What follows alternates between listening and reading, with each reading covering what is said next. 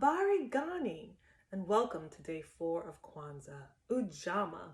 I'm Kayon Montague, and I'm going to be sharing about cooperative economics, the fourth principle in Kwanzaa. It simply means to build and maintain our own shops and businesses and to profit from them together. Now, Black people in this country have been doing this for centuries, right? We've been practicing cooperative models. We've been going into businesses jointly together. You'll find records of free and enslaved African Americans who pooled their money together to help buy the freedom of their relatives. So this collective pooling, this collective economic practices isn't foreign to us.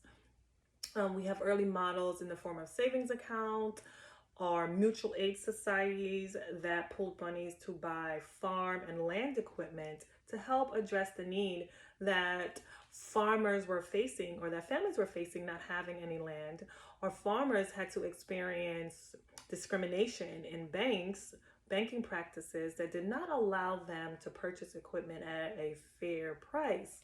So having our own banks and credit unions help to address this need and to protect us from this discrimination and this trauma that our community was facing.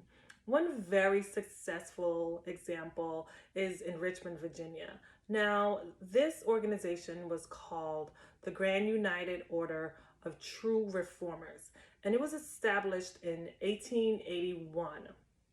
When it was first established, it had only 100 members and $150 in capital. By 1901, this organization grew to 50,000 members and paid out $606,000 in death benefits. But get this, also $1.5 million in sick benefits, which is so very important for our community, because if the breadwinner was now ill or deceased, the family was left without. And so having this within our community really met a very great need that did not allow families to become burdens on their neighbors or people to be suddenly out on the street because there wasn't any money. And so we were able to really keep our communities strong and supported through the establishment of these organizations. This organization then grew to, of course, developing its own savings bank. It then opened up 150 stores, right? Now we have our own very, very stable community. There are jobs being provided through this. There was a weekly newspaper, there was a 150-room boutique, and even an elderly home for our aging family members. Another example would be under the United Negro Improvement Association. They had the Negro Factories Company, and this company employed about 700 people. They had a millinery, they had 2 restaurants, they had a laundry, they had a tailor, a dressmaking shop, a doll making factory, a printing company. And so just between 2 organizations, many needs were met in our communities where we did not have to depend on the handouts or the graciousness of individuals that did not even want us living amongst them.